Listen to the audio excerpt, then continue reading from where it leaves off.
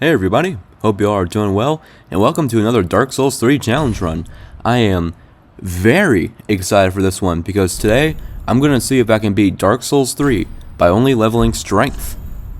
And we actually do start off by picking the mercenary class because some of the strength weapons that I plan on using for this run require a decent amount of dexterity.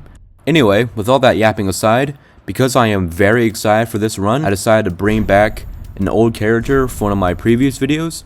So everybody, please welcome back Spelunker. And as soon as Spelunker wakes up in the Cemetery of Ash, our run begins. So let me just quickly go over the rules for this run. So obviously I am only leveling strength, and I am allowed to use rings like the Ring of Favor, the Life Ring, and the Prisoner Chain. I'm allowed to use those types of rings to boost up my stats like health and stamina, because I'm technically not leveling up those stats with souls, so it doesn't count for this run. Alright, enough yapping, let's take on the first boss of this run, Gundyr.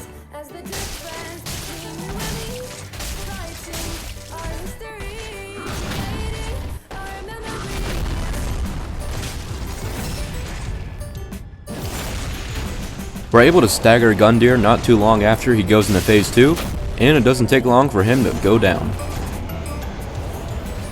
We make our way into Firelink Shrine, where we pick up our usual Estus Shard and Silver Serpent Ring. And after taking a moment to dump all my levels into strength, I open these double doors and we enter the High Wall of Lothric.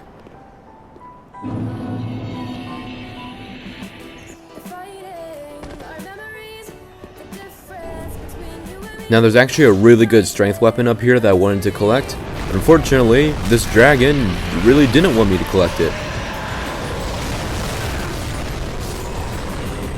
But I am thankfully just able to grab the claymore before I die. And this is one of the reasons why I went with the mercenary class for the high dexterity, because the claymore does an insane amount of damage, but it also requires 13 dexterity to wield, and that was more than the warrior class would have given me, so that's why I went with the mercenary class.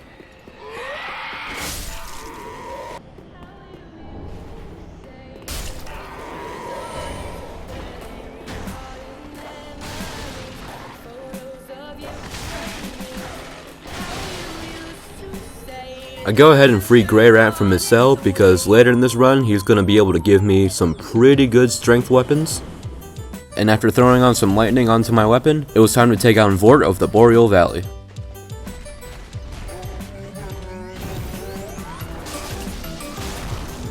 And already we do good damage. It doesn't take Vort long at all to get into phase 2, and during his phase transition I was able to get 1 or 2 good hits in.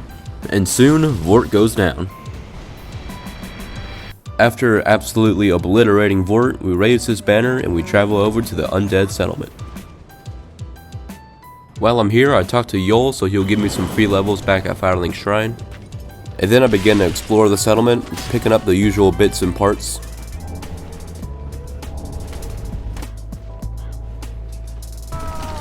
After a little bit of looting, I decide to go take down the cursed Rotted Greatwood.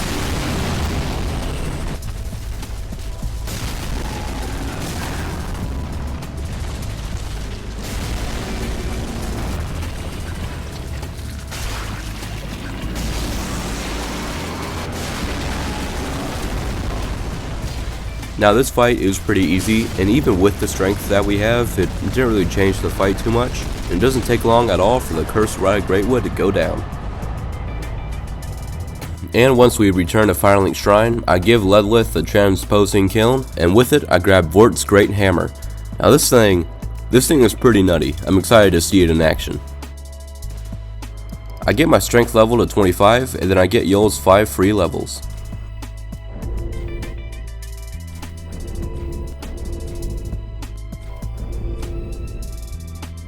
And after sending Grey Rat to his first pillage, I help my man Sigurd take down this demon. And while I'm here, I grab Flynn's ring and the Calanthe ring.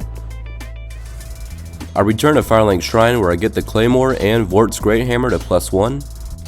And then I travel over to the Crucifixion Woods.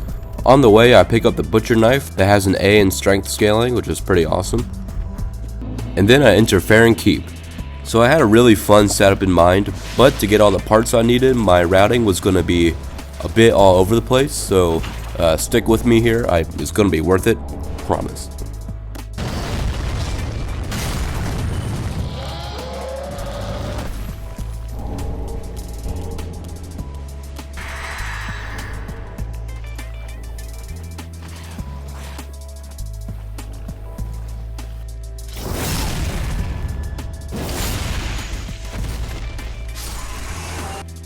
After collecting everything I needed from Farron Keep, I head back over to Firelink Shrine where I infuse my greatsword with a heavy gem so it scales better with strength. And after getting strength to level 37, it was time to take on the Abyss Watchers. For this fight, I decided to use Vort's Great Hammer. And wow, that damage is so nutty.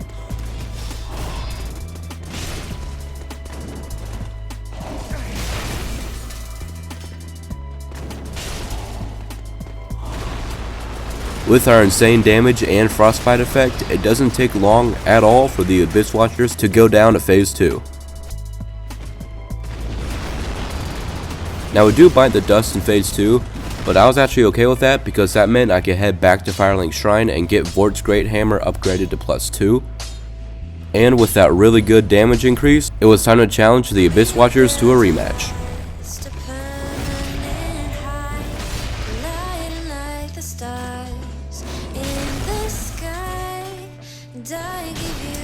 And oh my god, that damage is so insane. With one more bonk, the Abyss Watchers go down to phase 2.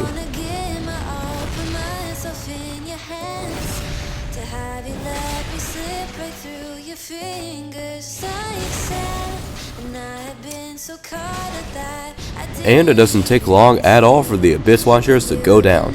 The damage we were doing was so much better than I thought it would be, and as you can tell, I was having a lot of fun. I head back over to Firelink Shrine where I get my strength level to 42, and then I enter the Catacombs of Karthus. While I'm here, I grab the Grave Warden's ashes, and then it was time to face High Lord Wolnir.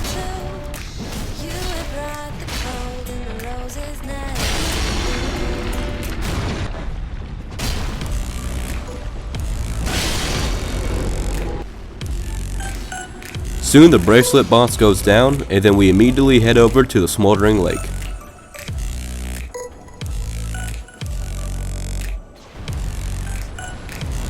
While I'm here, I take a little detour and I face off against this knight to get another really good strength weapon, the Fume Ultra Greatsword. And after collecting my new weapon, it was time to take on the old Demon King. And our damage wasn't looking too shabby.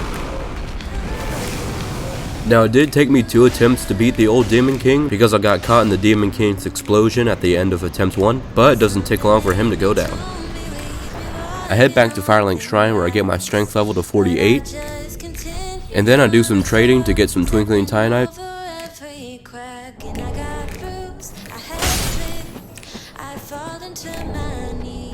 so I can upgrade the Fume Ultra Greatsword to +2. And after getting my Claymore up to +5, it was time to go take on the Dancer. Yeah, so I am not at all supposed to be fighting her this early, but there are some crucial parts to my build that I can only get after the Dancer, so I decided to take her on now. I also try to hit her in the head here because if you get enough headshots, you can actually stagger the Dancer, and I knew the critical attack would do a lot of damage.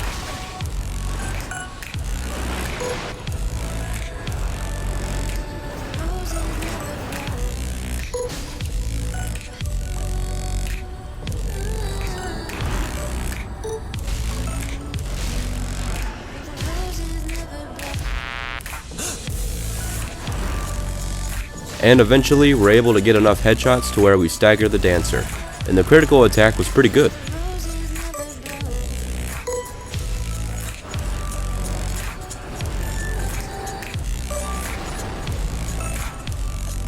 Now, it did take me a few tries, but finally the Dancer goes down.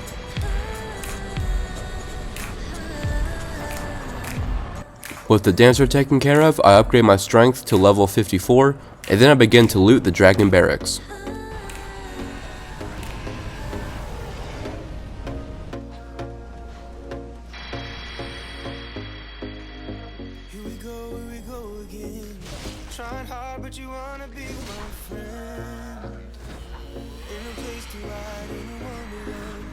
I soon pick up the Knight's Ring, which increases my strength by 5, because, I really need those extra strength levels. And then I decided it was time to face the Dragon Slayer armor. I used Vort's Great Hammer for this fight because the DSA is pretty weak to Frostbite.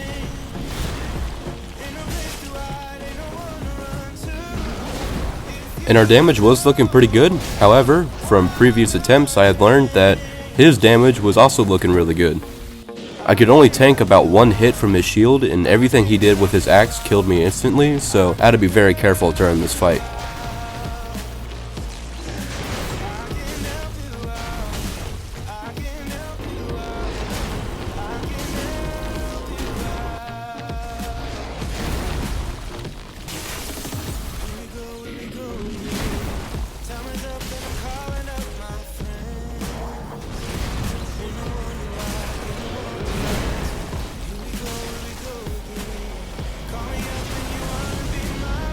Now it did take me a good amount of tries, but finally, the Dragon Slayer armor goes down.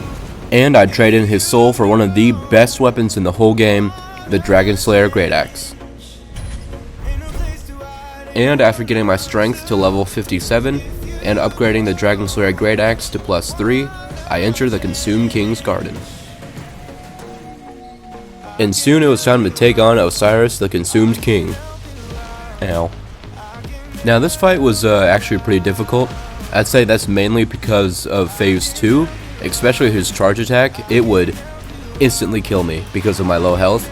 So when I got to phase 2, my plan was to bait out the charge attack, hit him once or twice, and then run the hell away, wait for him to do another charge attack, and just repeat the cycle.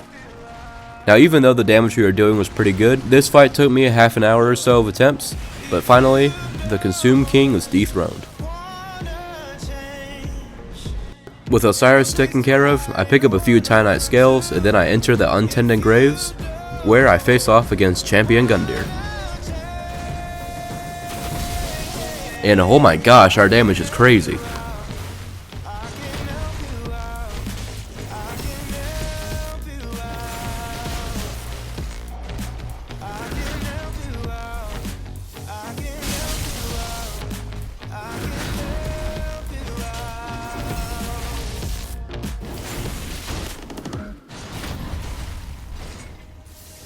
And with our absolutely insane damage, it doesn't take long at all for this so-called champion to go down. I make my way through Haunted Firelink Shrine where I pick up the Hornet Ring, which increases my critical attack damage. Then back at Firelink Shrine, I trade in Champion Gundyr's soul for the Prisoner Chain Ring, which increases my health, stamina, and equip load.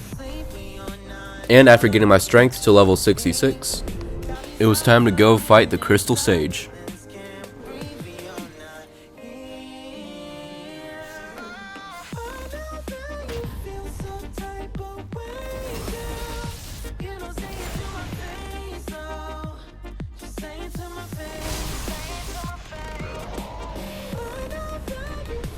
Wait, was there supposed to be a boss over here? Huh. After absolutely obliterating the Crystal Sage, I make my way towards the Cathedral of the Deep, picking up a few items that will come in handy in the future.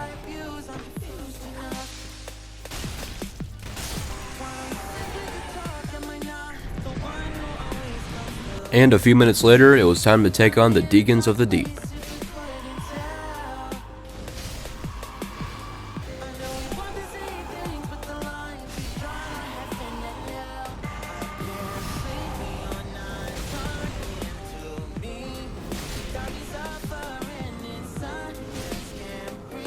And it doesn't take long at all for the Deacons to go down. And with the Deacons defeated, I head straight over to Irithyll Dungeon, and it's not too long until I go face to face with Yorm the Giant.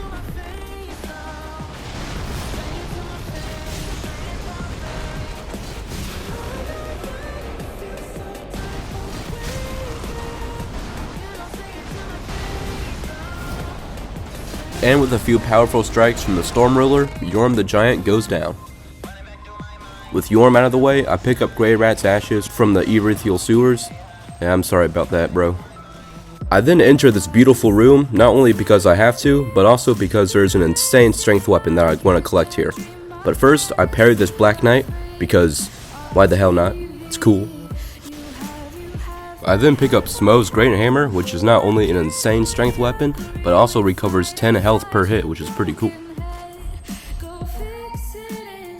And then it was time to challenge Pontiff Sullivan.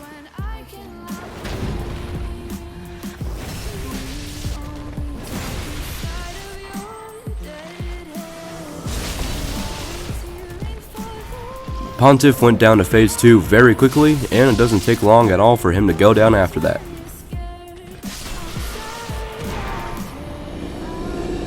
And with Pontiff defeated, I make my way towards Anne Orlando. I take a quick pit stop to pick up the Easterner's ashes so I can buy an infinite amount of large Titanite shards. Once I make it to Anne Orlando, I pick up the Giant's Coal, which allows me to infuse my weapons with lightning gems. And after picking up another Estus shard, it was time to take on Aldridge, the Devourer of Gods. Okay, off to a great start. Even though Aldridge almost obliterated me in the first 5 seconds of the fight, our damage was still looking pretty decent, and with the fire coated on our greatsword, we were doing a pretty solid amount of damage.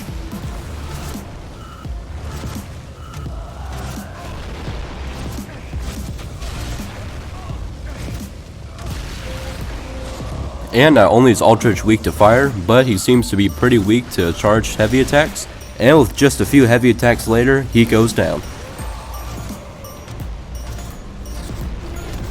I return to Firelink Shrine where I infuse the Lothric Knight Greatsword with a lightning gem so it does extra lightning damage. Looking back at it, I don't really know why I did that because it has a lot less scaling and strength, so might have messed up a little bit there. Anyway, before pushing forward to the Grand Archives, there is one more place I wanted to go. So I take a little nap by this view, and when I wake up, I'm in Archdragon Peak. While I'm here, I pick up the Lightning Clutch Ring, which increases my lightning attack in return for me taking more damage. And after jump attacking this dragon for a good amount of souls. And then I grab the Dragon Chaser's ashes, which allows me to buy an infinite amount of whatever Titanite piece that I need. And after throwing some lightning on my greatsword, it was time to face the Nameless King. Ooh, and our damage is looking pretty good.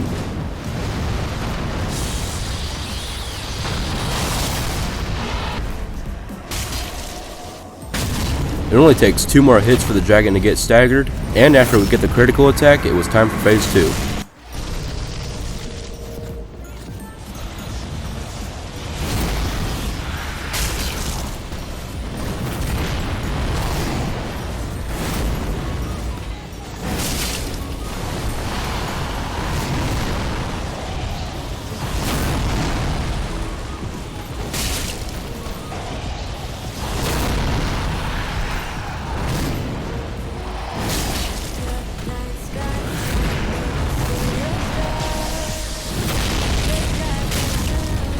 We're soon able to stagger the Nameless King, and after getting the critical attack, another king is dethroned. I grab a Titanite slab as a reward for taking down the Nameless King, and once I return to Firelink Shrine, I get my strength level to 82, and then I make my way to the Grand Archives.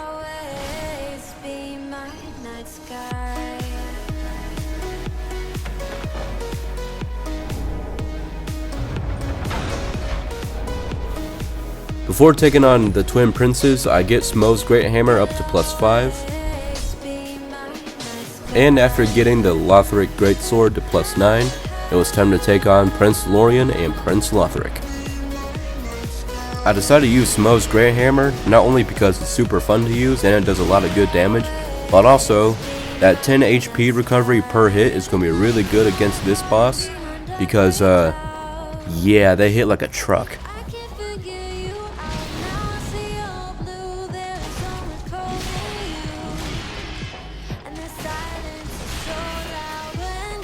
I'm able to stagger Lorien out of his teleport, and after getting the critical attack, we move on to phase 2.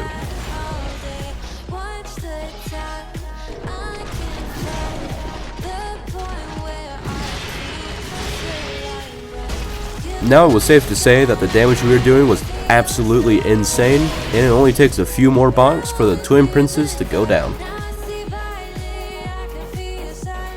I returned to Firelink Shrine where I get my strength level to 87. And then it was time for Splunker to take on the final boss of this run, the Soul Ascender.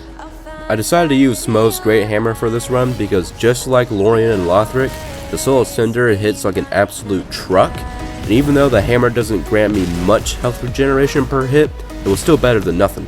And our damage was looking really good.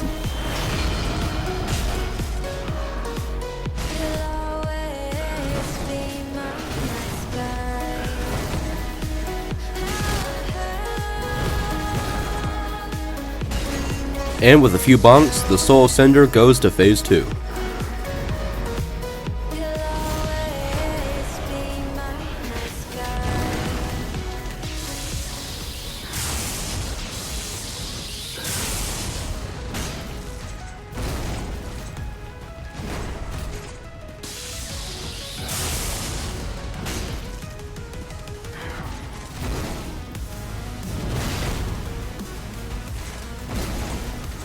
Now I got really close to dying a few times here, and it took me a decent amount of attempts, but with one final mighty bonk, the Soul Ascender falls, concluding my strength only run in Dark Souls 3. And there you have it, I beat Dark Souls 3 by only leveling strength. I hope you guys enjoyed this video, and yeah, it was just a lot of fun. It was challenging for sure because of my low health, but man, that damage, some of the damage we were able to deal was just absolutely insane. Once again, I hope you guys have enjoyed this video. There will be a DLC video coming out soon with Splunker. And until then, hope you all have a great day, a great night, a great afternoon, a great whenever the hell it is you're watching this. And I'll see you on the next one. Thank you.